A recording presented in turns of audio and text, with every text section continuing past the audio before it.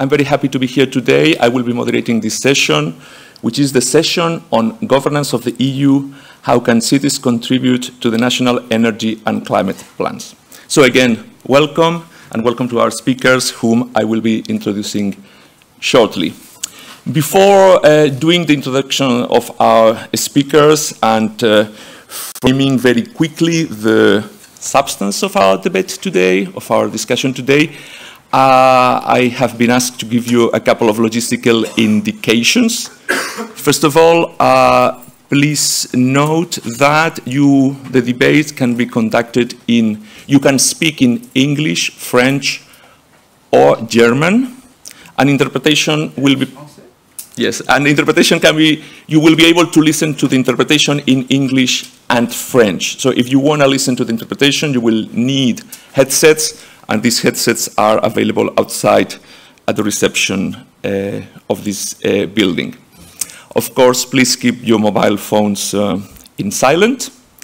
If you want to follow or actively participate in the social media activity around these or other events, please use the hashtag EU Green Week.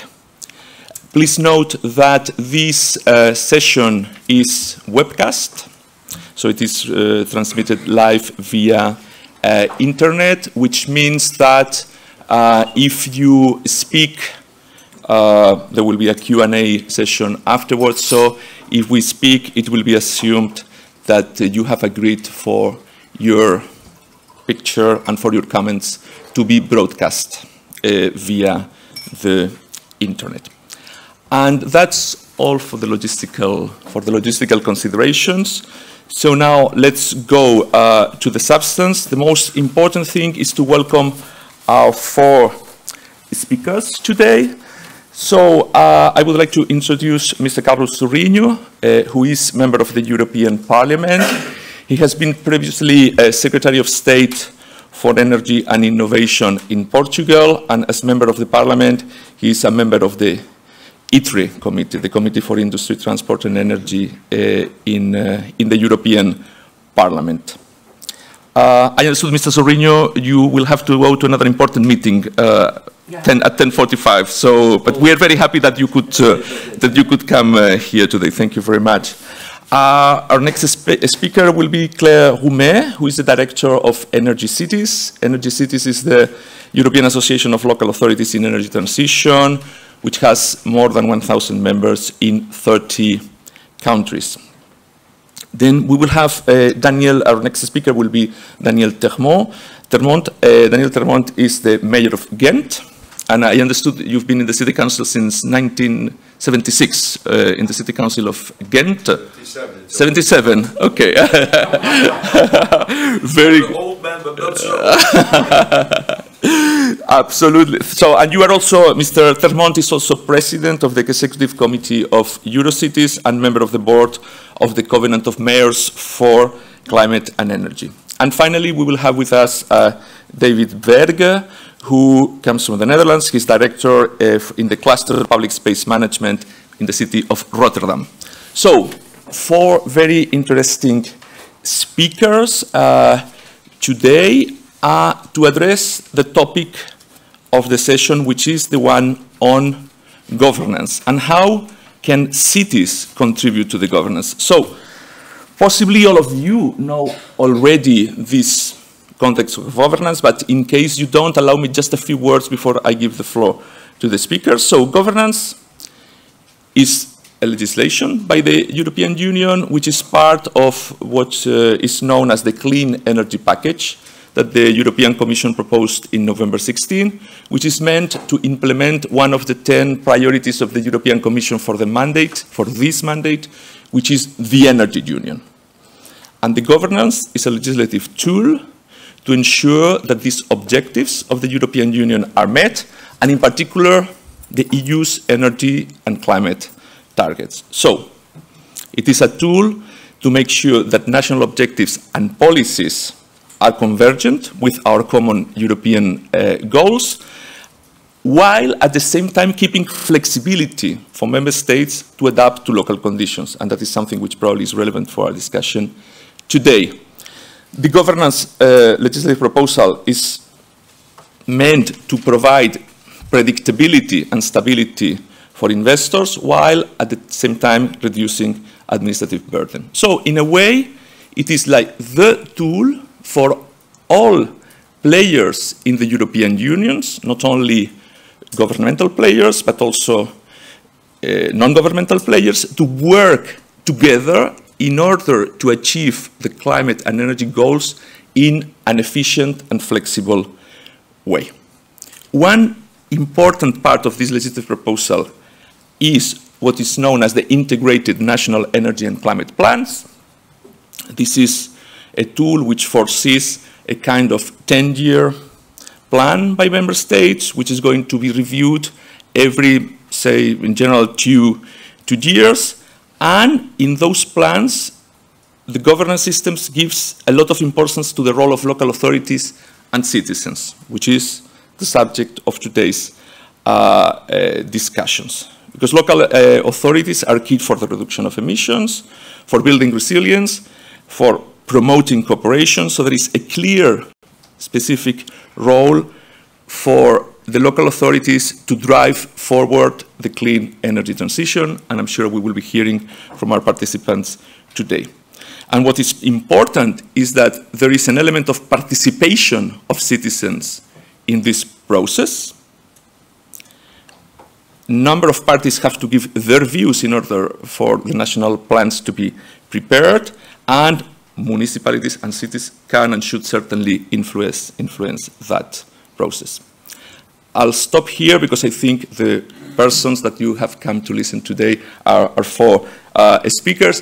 I will just mention that the legislative proposal, the governance legislative proposal, is actually still a proposal. It is under negotiation with what in EU talk we call the co-legislatures, which are the European Parliament and the European Council, and now we have a process in which the Commission is involved as well, which is called the trilogues. I believe MEP Zorrinho knows them very well because probably you were at the trilogue on governance yesterday. So work is ongoing. The proposals of the Commission are now negotiated by Parliament and Council with a view to their adoption. So that's the setup, that's the framework. We have till, voilà, this session should last 1.5 hours, of which I have spent already a few minutes. Our speakers will speak for around 5 minutes each, and then there will be a Q&A session which will allow you to ask questions to the speakers or even to make comments or express your points of view yourselves. I think we can, if I could, I would suggest our speakers, bearing in mind the subject of this conference, to address very simple questions. Which specific roles we see for cities in the process of setting the national energy and climate plans? How can this be done efficiently? So theory is one thing, but what's about the practice? How we can go about it practice? How we can make sure that member states take into consideration the city's plans on energy and climate, plans or strategies, when the member states, the governments are preparing the national plans? Do you have examples of good practices? Do you know in your areas of competence of good plans, good practices that you're carrying out yourselves or that you're aware of? And finally, maybe you want to tell us about the challenges that municipalities and local authorities are going to be facing within the context of what is proposed now. I stop now here. I apologize for the long introduction, and now I would like to give the floor to MEP Zorrinho. Please. Thank you very much. Good morning, dear colleagues of the panel, dear moderator, dear participants. First of all, thank you for inviting me. This is a celebration about the participation of citizens and cities in this process to have a better planet and more sustainable. It's very good for me to be part of this debate. As you know, I'm a negotiator from the Parliament. I'm a shadow rapporteur of Socialists and Democrats. in this process of governance legislation. There are 2 committees involved. I'm a rapporteur from ENVI. There are also ITRE. I'm effective member in ITRE, but I participate in these negotiations as ENVI representative. And yesterday, we have our piece of legislation. But yes, it is a piece of legislation, but it's not just another piece of legislation. It's a new model of policy articulation within the European Union. And for me, it's important also to combine the political force that given by the central command and the political legitimacy that is given by the local participation. And the two dynamics are important. You need command control and strong political control because it's to put together 28, 27 countries, and at the same time you need legitimacy in the field from the citizens.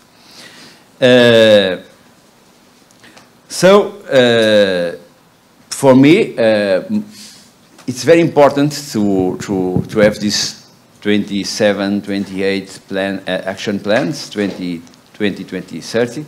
But it's also very important all the exercise that we need to make in our countries, in our regions, in our cities, in our communities, to fill the plans. And this is the most interesting part. No, it's not the most, but it's one of the interesting parts of the process is the process itself. It's important for me that in the end of the work, I don't like to see technocratic documents commissioned by consultants or drafted in government offices and agencies, but I aim to have plans that are a result for participatory national or local debates. And why not? You could have also regional plans, local plans, not all with the same template, but why not? Inspired by the template, and to have this kind of participation, this kind of exercise. Only to respect the 5 minutes. As shadow rapporteur, I have supported several amendments to the governance regulation in interconnections, very important for my country, for instance, in energy poverty, very important for my values, for instance, but also in to reinforce the role of the local actors.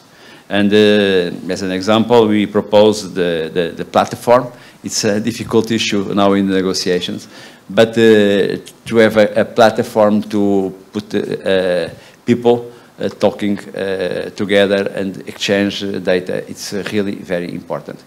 It's not necessary to have one platform, the same platform in 27 countries, but we need to have interoperable platforms. I was also rapporteur for interoperability in the ITRE committee. So what I want is to have interoperability between the platforms. Different platforms, you are also different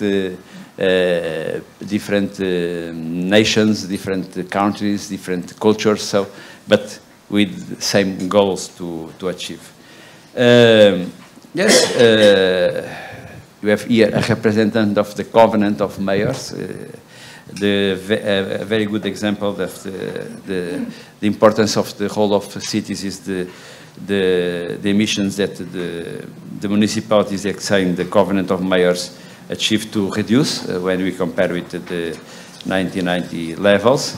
And I'm also proud to say that my home city, Évora, I was not born in Évora, but I live in Évora from 30 years, and I'm full professor in Évora University. Now I'm a member of the European Parliament, but my first work is to teach information systems in Évora University. And in my city is one of the good examples that mentioned in the platform. And with the project in Off City, and during the discussion we can talk a little about this project, about what I learned with this project, Evora has developed a new way of thinking about electricity production and distribution. So, InnovCity is an example of the projects that I try to help to develop during 6 very important years of my life. From 2005 till 2011, I was the responsible in the Portuguese government by the linkage between technology, energy, and innovation during 5 years. First, like coordinator of Lisbon strategy, before, after like national coordinator for technological plan, knowledge, and innovation, and in the last 2 years in a more formal job as Secretary of State for Energy and Innovation. So I learned a lot with this experience, and today I'm here to learn with you also. And because what I want is to be a best member of the European Parliament and to represent better the citizens of Europe. Thank you very much. Thank you very much, Mr. Zorrinho, for sharing your experience as MEP and your previous experience, and for giving concrete examples. And I heard very clearly that this is not a technocratic tool. This is a tool to put together the political impetus of a number of players at the European level. That the governments make an agreement with the consultant to fulfill the plan. Absolutely, that was noted, and that was very clear from your intervention. Thank you very much. I propose that we move now to our next speaker, Claire Roumet, Director for Energy Cities. So maybe you will give us a broader view of the point of view of cities in general. Ms. Roumet, the floor is yours. Thank you very much. I think what I will just try to explain is indeed few examples that exist in the member states on which we can build on, and to just reiterate again that the importance of this article on the platform, because we have always thought that actually the Energy Union governance file is the most important for us in the entire package.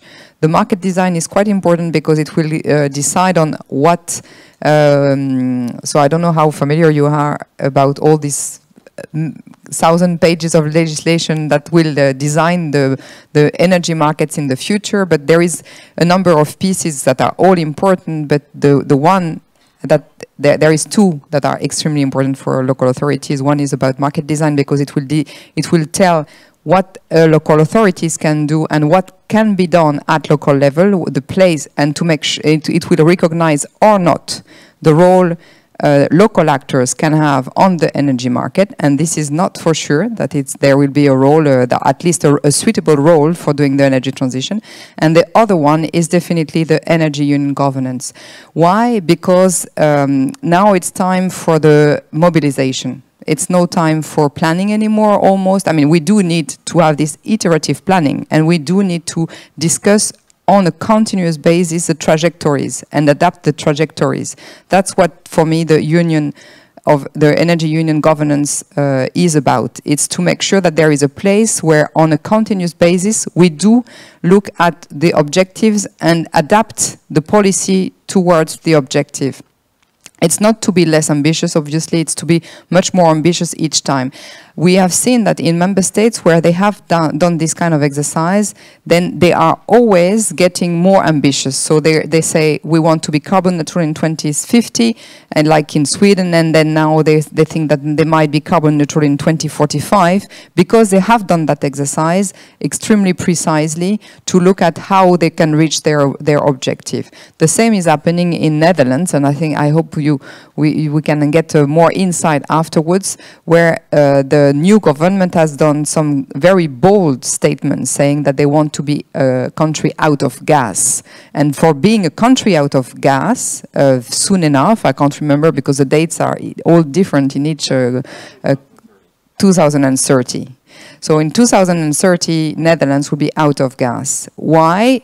The why you can explain, but the how is the most important, because Netherlands is often the examples for the multi-level governance processes.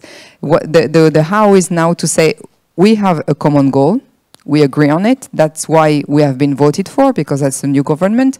Now we all need to share responsibilities.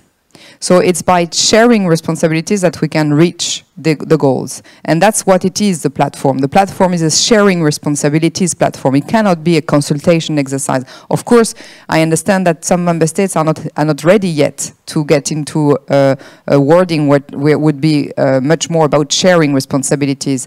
But this is what it's supposed to be. A platform is a way where you can design the trajectories and you can decide which industry is doing what effort and when they will need to be adapted. So in Netherlands, after the agreement of the government, they put in place the usual way of negotiating, which is 5 different round tables, one on industry, one on food and agriculture, one on energy, sustainable energy, one on built environment, I think one on transport, but I'm not sure about the theme.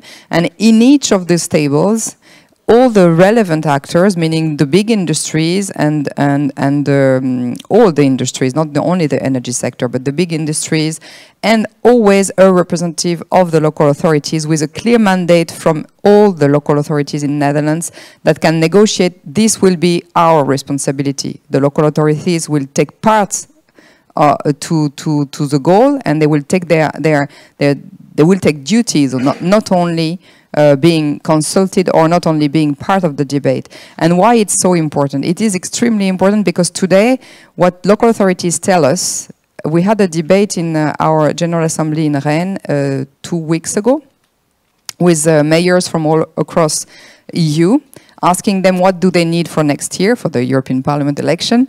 And it was very striking. The first thing they said is that we need EU. Because of course sometimes we forget the basics. So they do need EU. It means they do believe still Europe is an important project, and what they value in the EU is all the exchange they do, because the exchange, the deep exchange through projects are basically an accelerator for the transition and for the transformation. So that's one thing. Then they need to have a complete new way of looking at energy resources, and that's what is also extremely important for the energy union governance. I think it's to try to have another look to what we have inside. And the energy union governance should be a file where you do mobilize all actors, share responsibilities, organize or propose synergies between the different actors, and most importantly, map the treasure.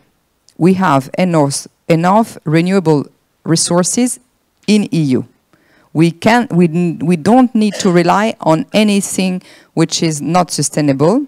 We just need to map that. And to map that, we need the local authorities, because most of the time, all the mapping exercise is a lot of geothermal potential, a lot of small hydro, a lot of solar, and so on and so on. And this needs to be done at a territorial level. But what did they say, the mayors? They said that what they need from the EU is to change their views on energy, at least, to have a kind of a urban division and rural division in the projects, because today the linkage and what is needing for making energy sustainability is the urban-rural linkage and the partnerships. So I think that the governance, what it should be doing is organizing those partnerships, and that will be my last point. Although they said many other things, but I think the partnerships. It's we have been seeing different decades in the European Commission politics on public services and on common goods and so on, and we have been living through 2 decades of public-private partnerships. And what we clearly see, at least on the energy sector, is that it's no more the time for the public-private partnerships. What is the time? It's for the public-citizen partnerships, and I'm sure Daniël Termont will say much more about that. So, and this also requires new rules. This also requires new ways of looking at the economic and budget policy, and that's why the energy governance, if the platforms are well organized, it will be a place also to discuss fiscal issues and to make sure that all the different national frameworks are adapted to the different regions. And that I can finish by that example, which is an example of in France today, actors, of the citizen energy actors, what they do ask to the government is to have a much, and the commission, the rules of the renewable directives do allow that, but the French government doesn't want to apply it.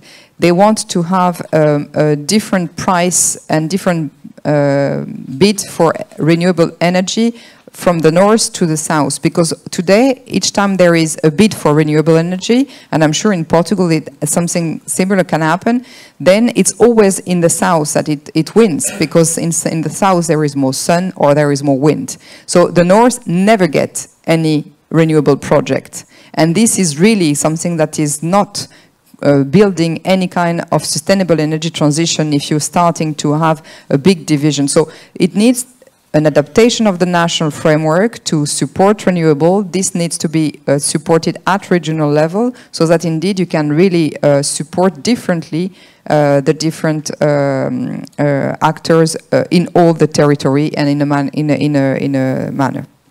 So this, I hope that the energy union governance will be really the key tool to unlock all these kind of contradictions that exist in between the fiscal policy, budgetary policy, transport policy. All this for the moment is in contradiction, and that's the last thing that the mayors asked, is that they require EU Commission and EU institutions to be much, much bolder in where we are supposed to go. Because you can't say that you decarbonize and in the same time that you will do an increase of I don't know how many, this doesn't work anymore. I mean, it doesn't look very legitimate, neither credible. That's what they asked. Thank you. Thank you. Thank you very much, Ms. Roumet, for presenting us the view of local authorities in general. I took quite a few important elements from your presentation, including the elements with which you finished your presentation. So the how, it's important, and it's not just about coordination, it's also about sharing responsibilities, which you said at the beginning, and I think that is also very important. So thank you very much again for your presentation. Now, today's meeting is about cities, so I think we would be very glad to listen to our next speaker, who is a mayor of Ghent. So, Mayor, the floor is yours. Thank you very much. Yes, it works. Thank you very much. It's, of course, impossible, Alejandro, to give an answer to the question that you put in 5 minutes. It's impossible, because all these questions need a couple of hours to give an answer, and everybody from his point of view, it's impossible. But anyhow, I'm going to try to share some thoughts with you in the 5 minutes that I have. It will not be a surprise to you if I tell you that, first of all, I totally agree with all what Claire has said. That's indeed, she said what mayors of big cities in Europe are asking. It's mentioned, I am the president of Eurocities. It's an organization of 142 big cities in Europe. We represent about 140 million inhabitants in Europe. And it may not come as a surprise to you if I tell you that up to 85% of the citizens in Europe are living in the cities, and thereby contributing a very large extent to CO emission. But cities should have a centerpiece role in national, in European and in international climate plans and policy. Not only because of the impact, but foremost because of the many tools, the connection with the different types of social actors, and the testbed cities can be for new technology, but also for new policy, governance and co-creating solution. In our Sustainable Energy Action Plan for the city of Ghent, we want to go further than just quick wins, because I'm a little bit afraid that a lot of cities are working just only at quick wins, but you have to think, I think, in the future, on the longer term. We want to address too wide a range of necessarily solutions on the short term, thereby involving citizens' initiatives. And that's very important for us, that we involving cities in initiatives, that also the academic partners, as well as entrepreneurs and young startups in the city. This is very important, as the climate change are really the answer that we have to give together is very complex. We need many parallel and integrated actions in building and housing, in the tertiary sector, I mean offices, healthcare, infrastructure and so on, but also in the industry and mobility. But we also need long-term vision towards 2030, 40. Indeed, the dates, they are different from country to country, from city to city, 30, 40, 2050, anyhow.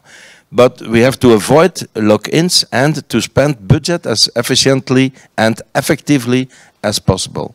For some sectors, like for instance housing, the technology and approach seems clear and available, and it is the task to make every house in our city future-proof without leaving anyone behind.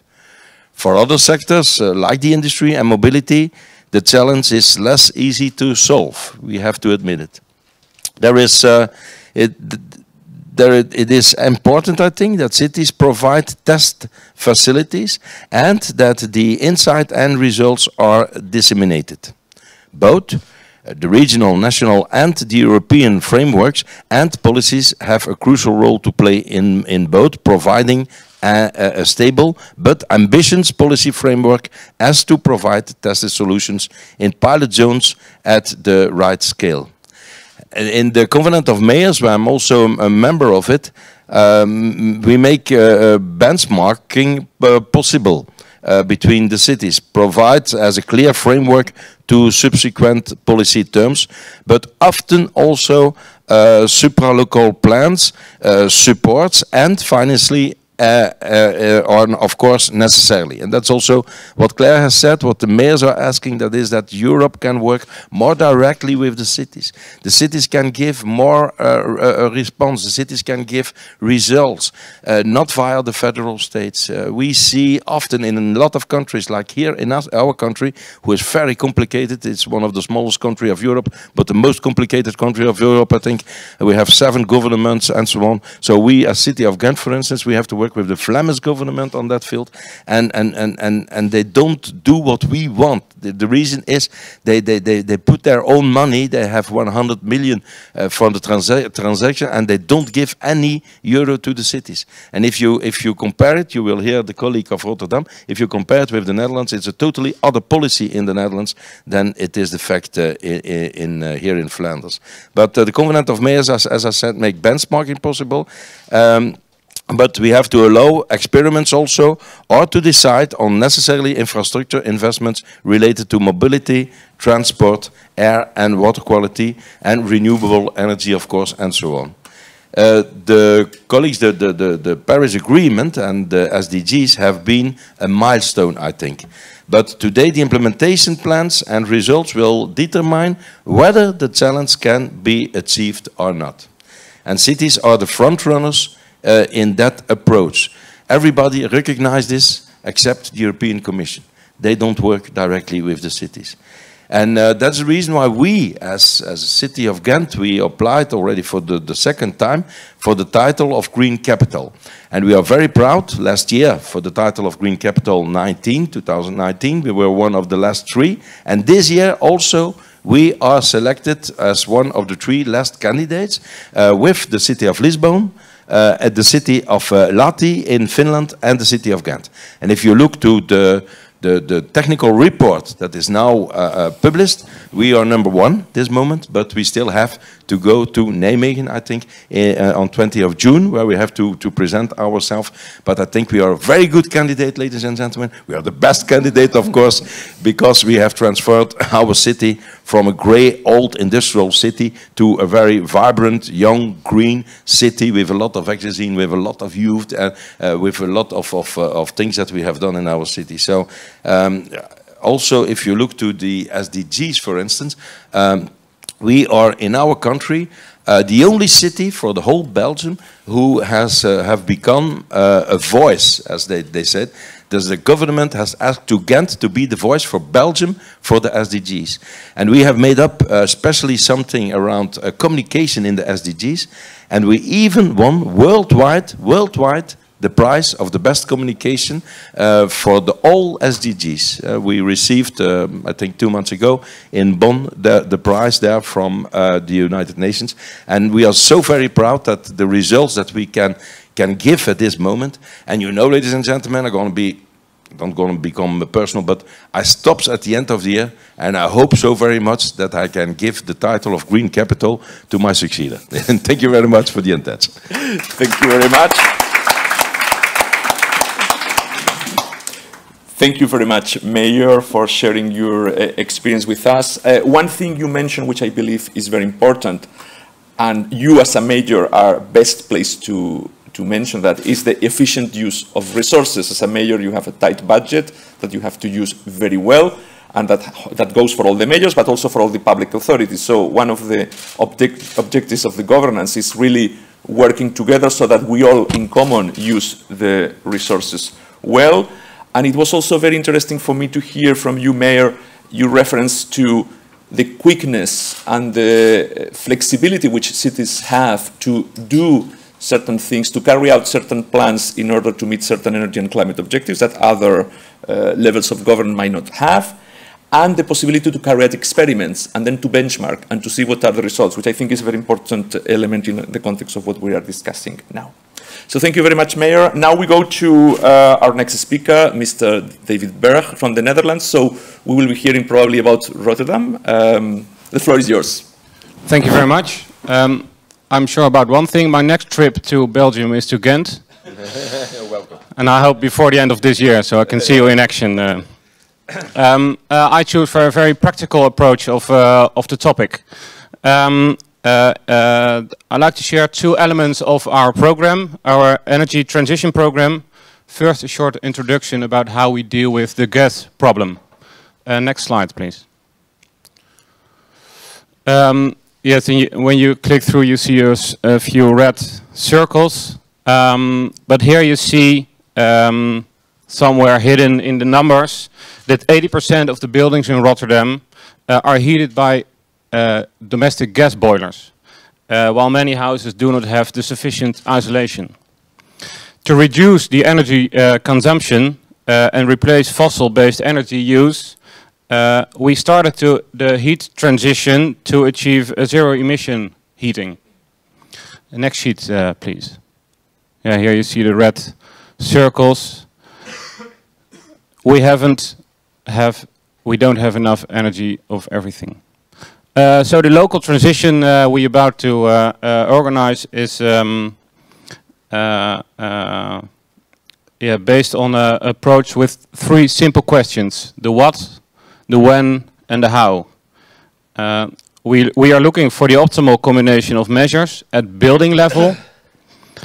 So how can we reduce and reuse the energy consumption, but also at changes of the energy systems level. How can we reuse and produce sustainable energy? So we are looking for the best combination. Next slide, please. On the screen you see the answer to the first question. What to do where? We have calculated all the costs. This is a map of Rotterdam for the people who don't know. We have calculated the total cost of the transition in every neighborhood in Rotterdam by either transforming to all electric, which is blue, or to district heating, which is red. We have mapped the results of the calculations on the map of Rotterdam, and this calculation told us we have to start with changing to district heating in the dark red areas.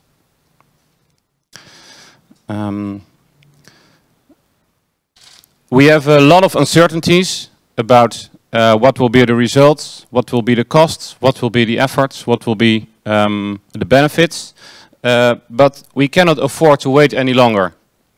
We accept we will learn on the run and become more efficient on the run as well. And how are we going to do it? We are convinced we need to work together with all stakeholders, including the house owners, the inhabitants of Rotterdam, but also a lot of organizations, housing corporations, energy corporations, etc. And we have to work towards a district-oriented agreement in which we plan the transition and share the costs and benefits. This last step is difficult because in general we like to share the costs, but we do not like to share the benefits. So what are we looking for is a level playing field.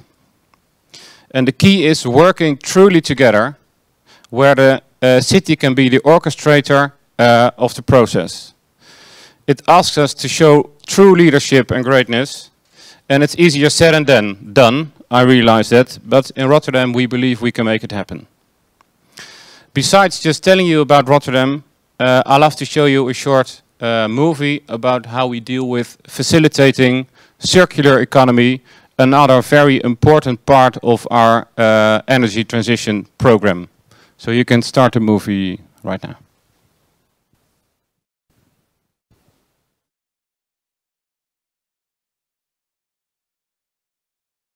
If it's working. Reduce, reuse, and recycle. We make it happen in Rotterdam. We have the ambition to make Rotterdam 100% circular. The city is becoming a living laboratory where we experiment, pioneer, and assure success. We are positioning the city and our port as a circular hotspot and a front-runner in circular economies. With a circular economy, we envision an economy where we, through smart design and conscious behavior, use the minimal amount of raw materials to produce long-lasting and recyclable products. The road towards the circular economy is not just paved with good intentions, we are actively chasing our goals. Because Rotterdam has a history of thinking differently. From rebuilding our city centre to redesigning our skyline with cutting-edge modern architecture, we are a city that's used to rethinking our perspective. Adding the other re's to that list comes naturally, and striving to reduce, reuse and recycle defines the way of thinking in our city and our port. Applying these principles, we work with entrepreneurs and social organizations to reduce the amount of waste produced and to make new raw materials out of waste. That's the circular economy, the Rotterdam way, by being bold and working together. Because only through collaboration and cooperation can we acquire new knowledge.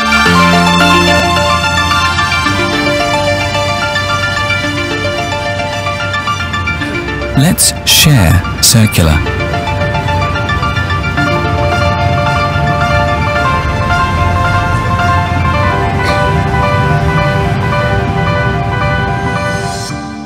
Rotterdam. Thank you very much. You would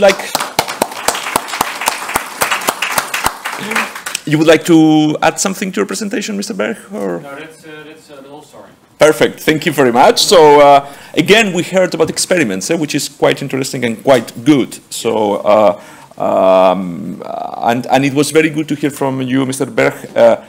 Very detailed, hands-on idea of how you go about meeting energy and climate targets in Rotterdam. So I think that's been very interesting for many of our listeners here today. And voila, before we spoke about sharing responsibilities, but you were very specific on sharing costs and sharing the benefits as well, which I think is an element to take into account. So thank you very much, Mr. Berg, for your presentation. I would like to say that maybe our speakers would like to react to each other, but do we agree to give the floor first to our listeners, and then maybe in the course of the discussion you would like to add other things? So voila, now the turn is, it's your turn, dear participants. So voila, we already have 2 questions. So please, we will take the first question here, and then there was another colleague here who wanted to participate. Yes, please. My name is Alejandro from... Excuse me, I think we need a microphone for interpretation and for the... let me recall that we are webcast, so your comments will be webcast and your image. My name is Alexander Bürgin from Eastman University of Economics. I have a question for Mr. Termont. You said that the European Commission is not directly working with the cities, and I would be happy to hear some clarifications. Why is this the case? Is there a lack of willingness? Are there some legal obstacles for direct cooperation? And what are maybe some possibilities to improve the cooperation and coordination between Commission and the cities? Because I've seen many projects here, financed, co-financed by the European Commission, so my impression was that there is already a lot of support from the European Commission or involvement of the European Commission. There are already a lot of platforms of multi-level cooperation, the urban agenda involving Commission DGs, involving the cities, involving the federal levels. So can you further clarify your opinion about Commission city cooperation? Thank you very much. I suggest we take the other question and then we allow our participants to, our panelists to reply. So thank you very much for that question. Yes, please. My name is Robert Wager from Munich, Germany. I have a first question to Claire Roumet. I understood that it is important that we try to overcome the imbalances between regions where the renewables might be more productive than in other regions. You mentioned the south, where there's more solar potential. In Germany, we have this imbalance between north and south regarding wind, and it's especially not so interesting for investors to invest in the south. So there's my question, if you have examples where it was a successful implementation of sort of it's a system of factors that you add into the funding. If you have a region where there's less potential and less incentives for investors. So this would be the first question, and the other question would go to Daniël Termont. You mentioned that it's important that there's a direct cooperation between the cities and the EU. And my question is, are you specifically referring to cities that have municipal energy suppliers? Because I feel the most of the potential of renewables are not yet so much in the cities, although I mean I'm totally in favor of installing solar panels on city roofs, but the most potential is in the countryside, in my opinion. And so in this sense we have actually the biggest opponents to the energy transition in the countryside, because they don't want these facilities in their communities oftentimes, and this is actually also a problem, because there's less incentive to join city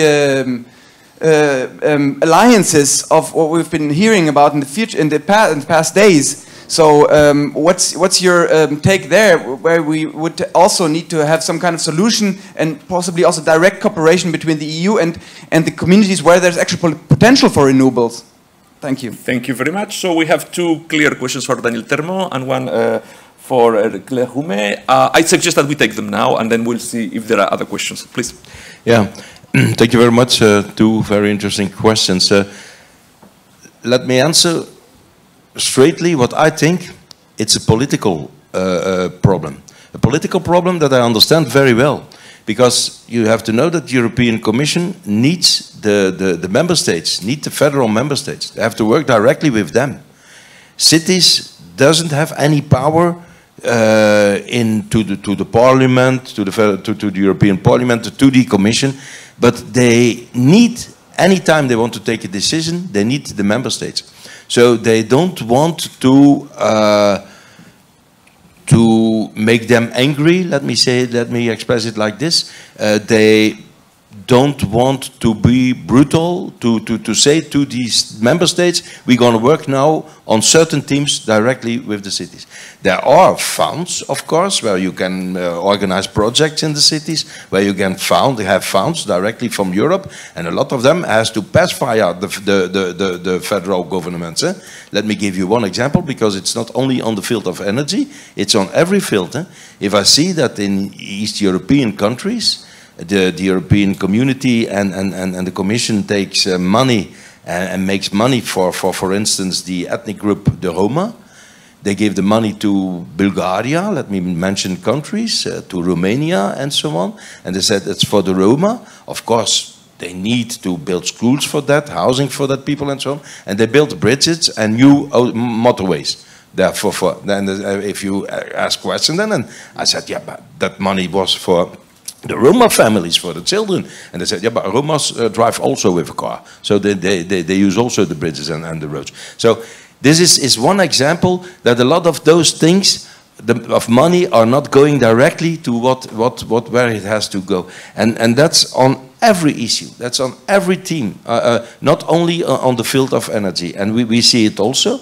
And for instance, I have given the example of Flanders, where my city Ghent is here in Flanders. We don't get any money from that government, from the Flemish government. We have to pay it ourselves. We have to do it ourselves. And I think I'm also convinced that in the head and in the heart of the members of the European Commission, they think in another way. I gave you an example of my city. In 2 months, we will have 3 European commissioners who are coming to my city to visit the city. 3 commissioners to see what we are doing at this moment. Because they all talk about Ghent and the model of Ghent and what we have done and the results, and they want to see the results. One of the things where we're talking about here is, for instance, a project that we have done in Ghent. One of the many things that we have done I'm going to give you 2 examples, very short.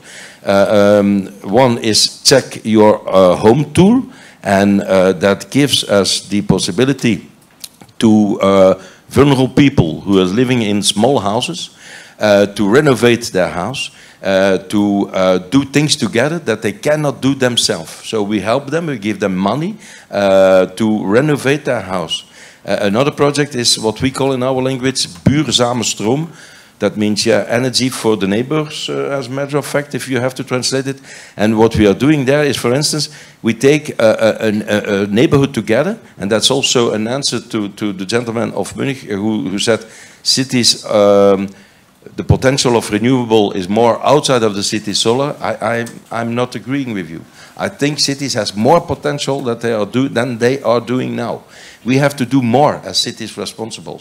So one of the projects that we have done is we take a neighborhood together, we put them all together, and we said, okay, let's put all together a collective solar panels on the roofs of all the houses. And if you do it together, and the city is taking is the director and the organizer of everything, everyone is winning. It's a win-win situation for everyone. And cities have to do more. You have to look in the cities, how many we have shown perfect images of Rotterdam. If you see how many roofs you have that are not used at this moment, that you can use, there's a potential enormous in the cities.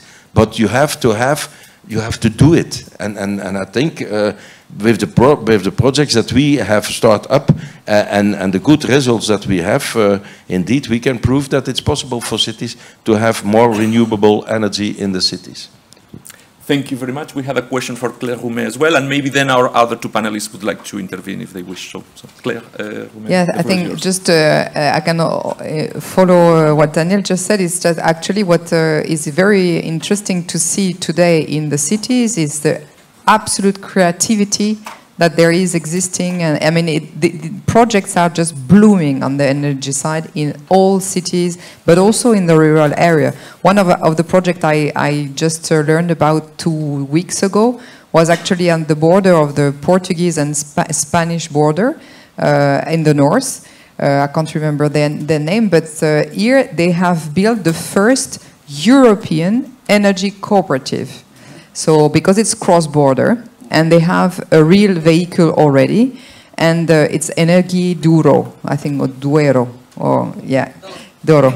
And they have, but it's an energy cooperative, but the most interesting thing and the innovation lies in the fact that the members of the cooperatives are 200 local authorities. It's not only consumer. So you can have so many kind of different models. And that's, I think, also we need to make sure that we don't lock the debate into only electricity. Because the thing is that energy, as you were just mentioning, it's also a lot about heat. Huh? It's district heating. It's a lot of different partnerships at local level. And what is important is that local authorities now have to try to really facilitate this kind of collective solutions, because most of the individuals cannot.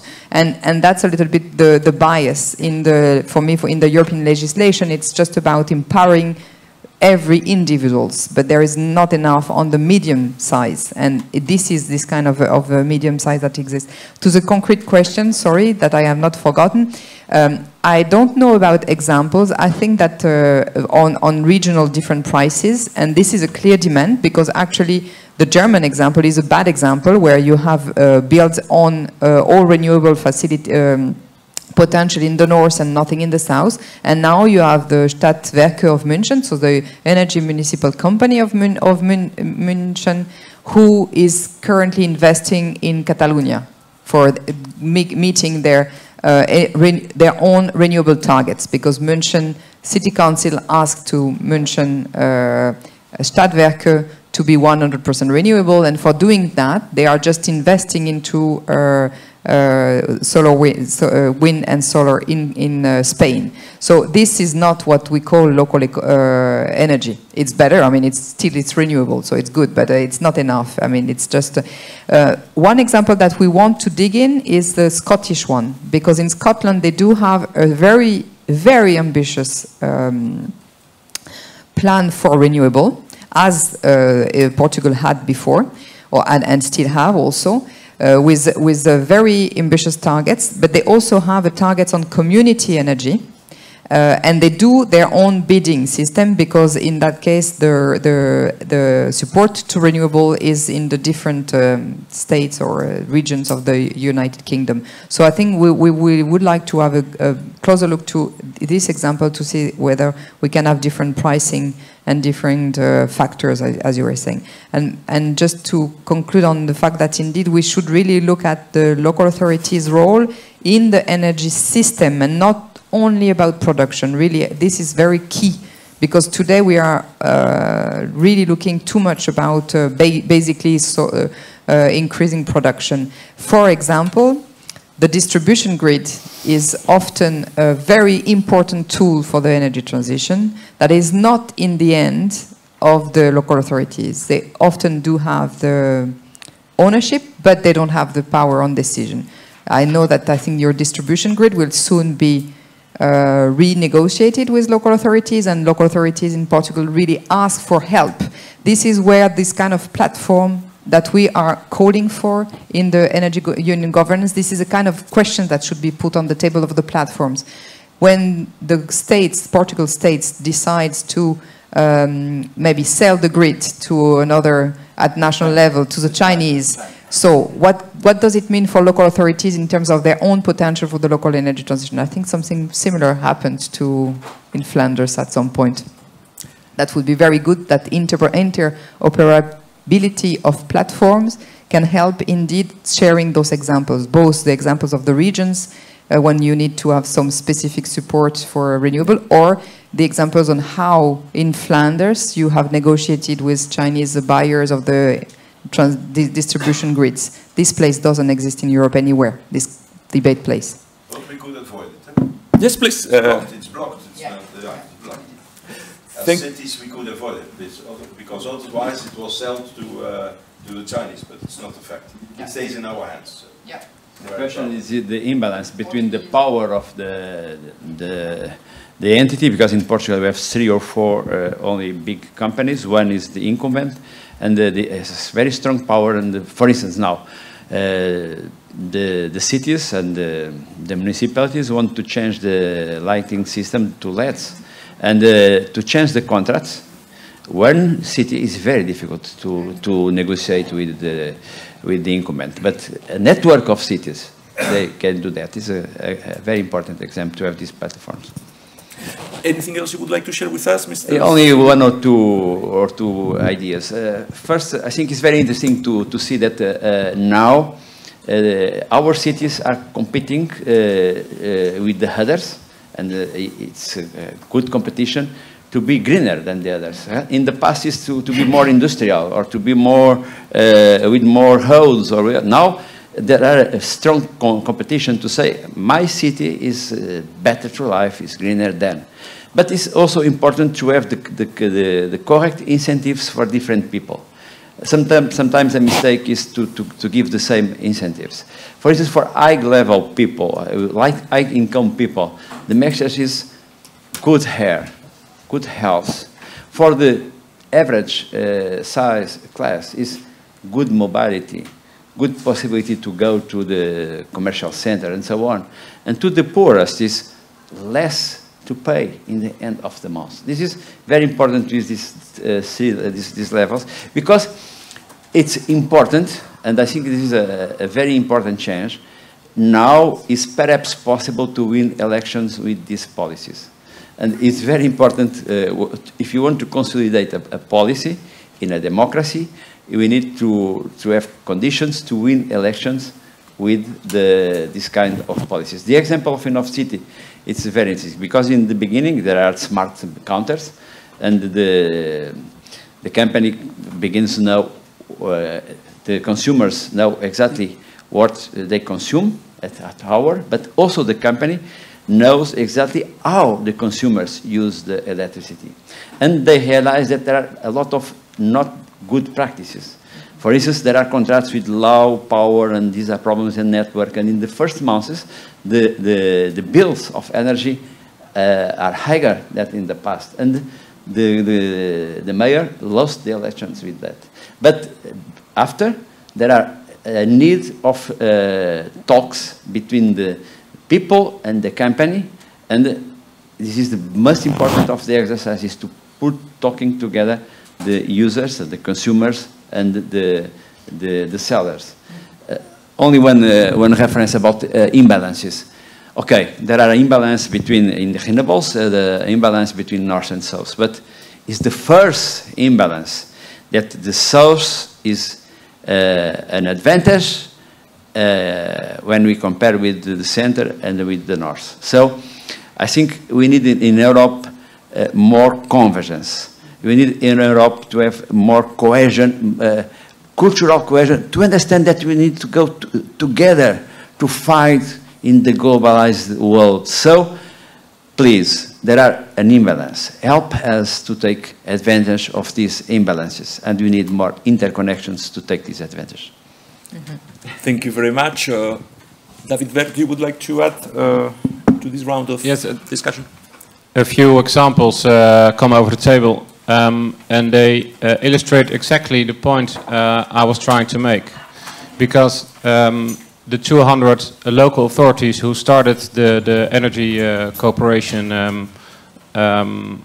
illustrate that it's very hard to start something on your own. The example I gave about the district heating is telling us that in Rotterdam everybody is looking at each other. Who takes the first step? Because the grid, the energy grid, is in hands of a company, and they know they have to do something, but they know it's gonna cost them a lot of money, and they are not sure if they get something in return or how much it will be. So they're looking at the local government for paying the costs, and everybody's looking at us. So that's. And in the same time, we don't know exactly how high the cost will be, what the benefits will be, what the efforts will be, etc., etc. So that's the biggest problem, and we need a level playing field that can be arranged by legislation, or that can be arranged by money or something else. But an incentive that makes us decide to come really into action.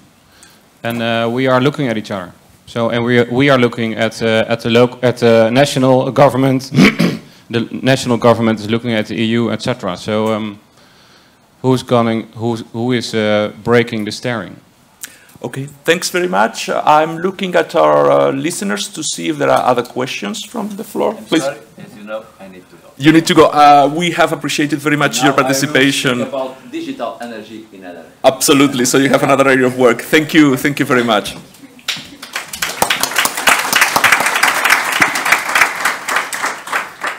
I believe there was a question from the floor. Please go ahead. I mean, you have a microphone there. Yeah, thank you. I'm originally from Colombia, but I'm currently living in the UK. So this question will be specifically for Ms. Roumet.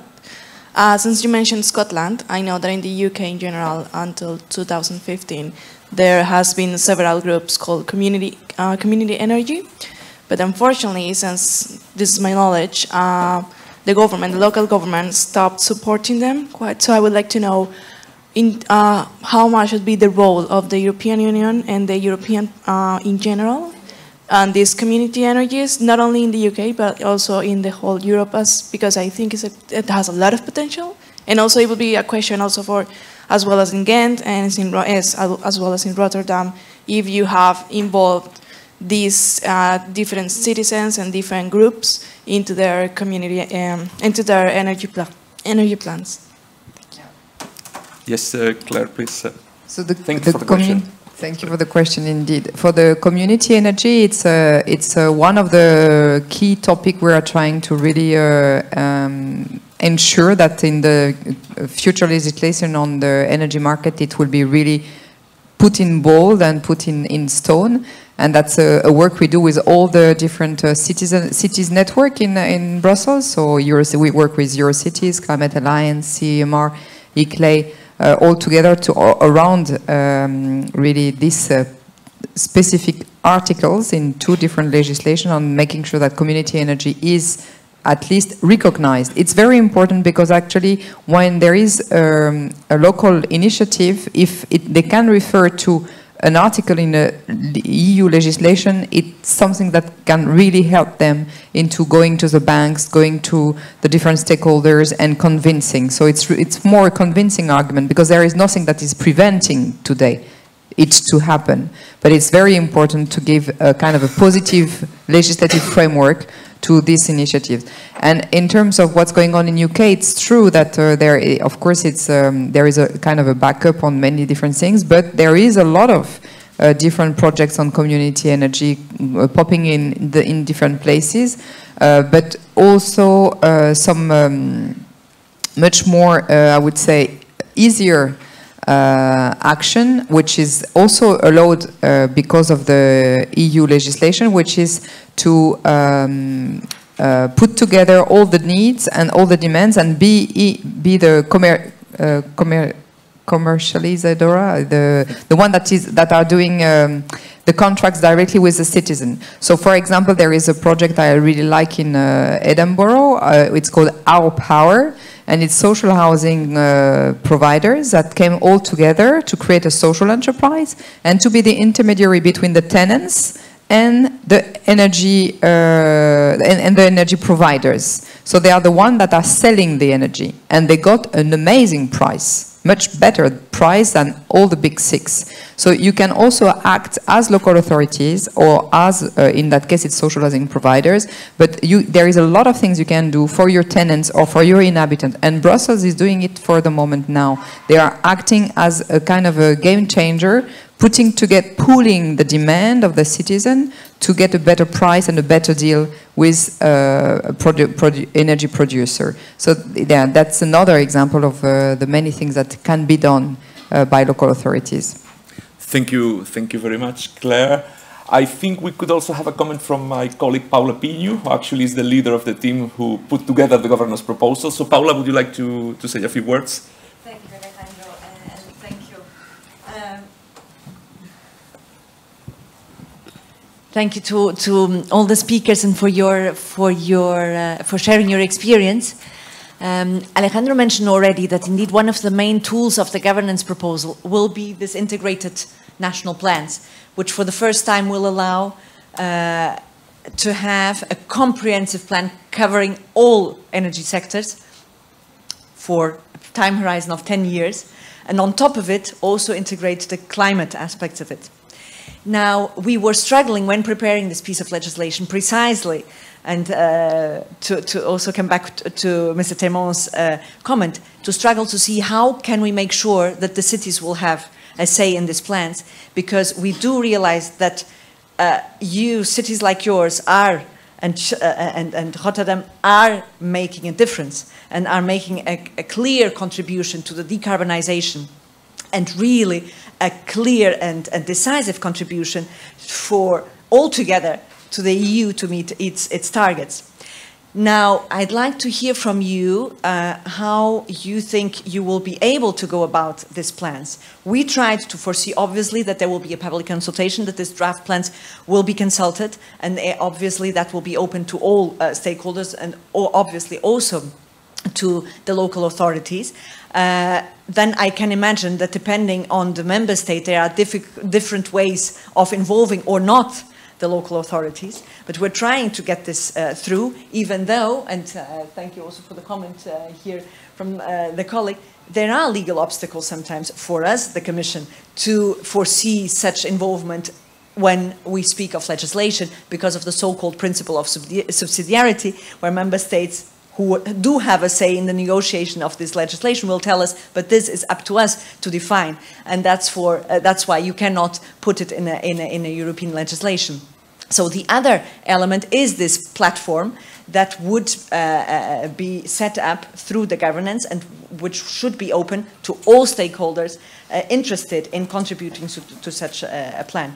But I'd like to hear from you how you see it. The negotiation is still open, it's still ongoing, it's still not too late, but also to hear legally and in practice how we could go about it. Absolutely, thanks. Paula, Mayor, maybe you have a point of view on that. Yeah, if you allow me, I just want to give a brief answer also to one of the questions of the lady. You said, yeah, can you involve citizens in what you are doing? That was one of your questions, I understood, yeah. I'm so convinced that you cannot have any result if you don't involve the citizens. You need them. I am so convinced. Cities or mayors who think that they can do everything alone without the citizens, they are losers, believe me. You have to do everything with the citizens. Give you one example. If I'm together with a reunion of our mayors, and we are there with 300 mayors, and if I ask who is mayor of a smart city, everybody raises his hand, of course, because nobody wants to be a mayor of a dumb city, of course. So they all raise their hand. But if you cannot be a smart city if you don't have smart citizens, and there you have to work on. So everything we do in the city, everything is with the citizens. We are not doing anything alone, also especially on this field. For instance, green roofs. We are doing a community of green roofs, and everybody who wants to participate, it's also cheaper, it's better technically, and so on. We are the city of commons. From the whole of Europe, they're coming to Ghent to see how we are working with the commons, because we give them the space to do things together. And they are doing a lot of things. We have made, a couple of years ago, when we started with this policy, made a green alliance. That means that everybody has to come to the city hall to sign an agreement, to work very hard on the fight against climate change. And that means, and the unions, and the enterprises, and the midfield, and every citizen who wants to come. There were thousands of people who has to come to sign, because they all want to be in that alliance, they all want to be in that partnership. For instance, our parks. Of course, our own services, our green service is working in the parks, but we give the keys of the park to the people who are living there. They can be responsible for the park.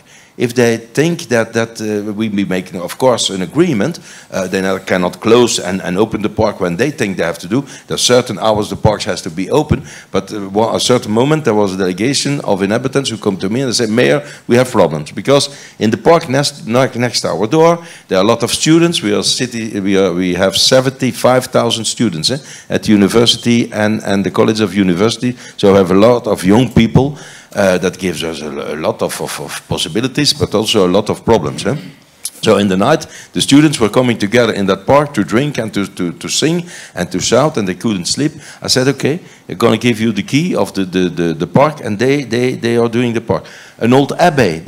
We closed a very old abbey because there was nobody that's coming there. It was we couldn't afford it anymore. We wanted to try to use our money for other things.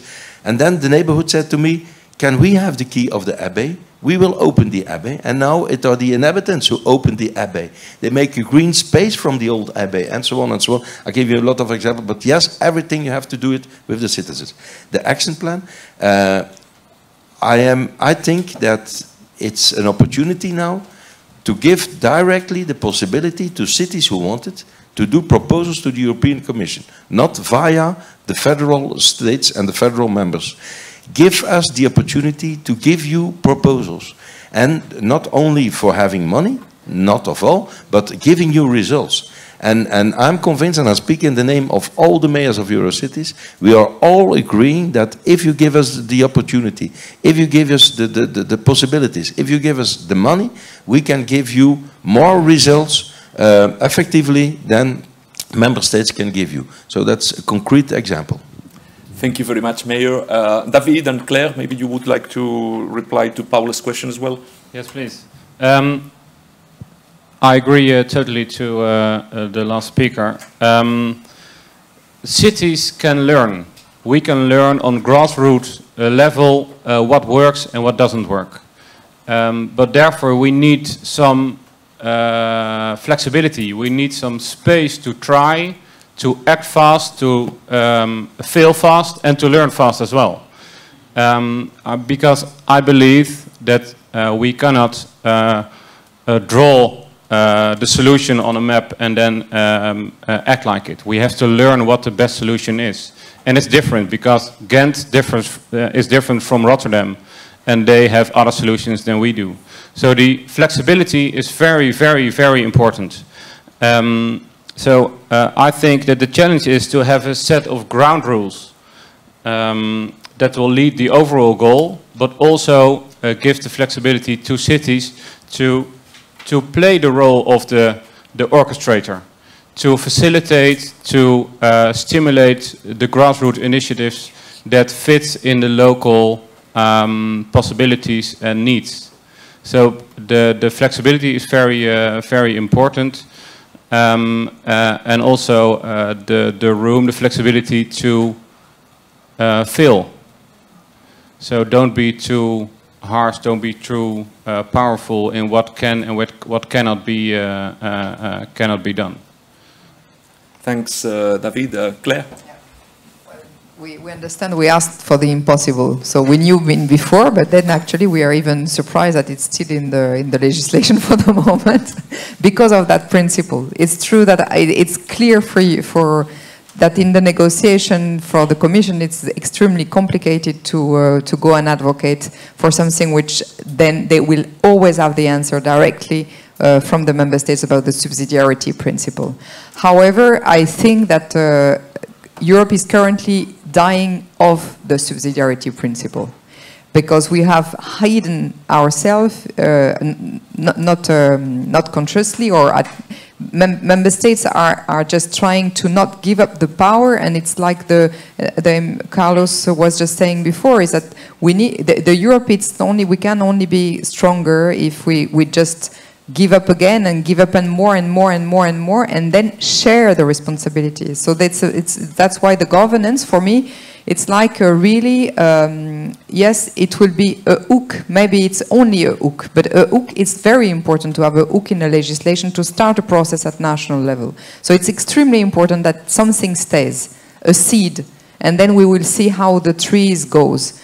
Because it's very difficult to but today, I mean, I think it's European democracy that's at stake, and this kind of new governance, new way of looking at the problem, new way of defining rules of negotiation between actors, of mobilizations are needed. So it's not like I don't think, I know that the member state sees it as a puppet, but I see it as a potential way to look at how we revitalize the democracy, because if it works, it can definitely be a model also for other policies, but it can also be, it's including democratic processes and new negotiation processes between actors, as you do in Netherlands, and that it's working very well, but it's also in Sweden, that can help each sectors to be transformed.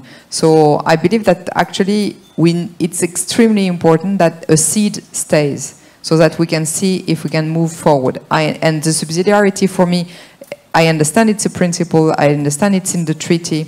If we, and I really truly believe if we continue to hide behind it, well, then we will have more of the current elections results. Thank you very much, Claire. I was told at the beginning that I should keep time because there is another session starting at 11. So I think we have managed to be right on time. This would be a good moment to wrap up. I heard during today's presentations a lot of reference to working together, and together not as an abstract term, but citizens working together, which I think is very important. It was mentioned several times, the role of citizens, and I would like to recall here that, of course, one of the main objectives of the Energy Union proposals that I mentioned at the beginning is to put the consumer, the citizen, at the center of the energy system. But working together needs a process. You need, and there was talk of a set of rules, of sharing the responsibilities, of having the right incentives, of keeping flexibility. So there were a number of elements regarding the process, which I think everybody here, we certainly noted, because that is what is important in this governance system. So not only what we want to achieve, but how, what is the practical way of achieving it, always keeping the consumer and the citizen in mind.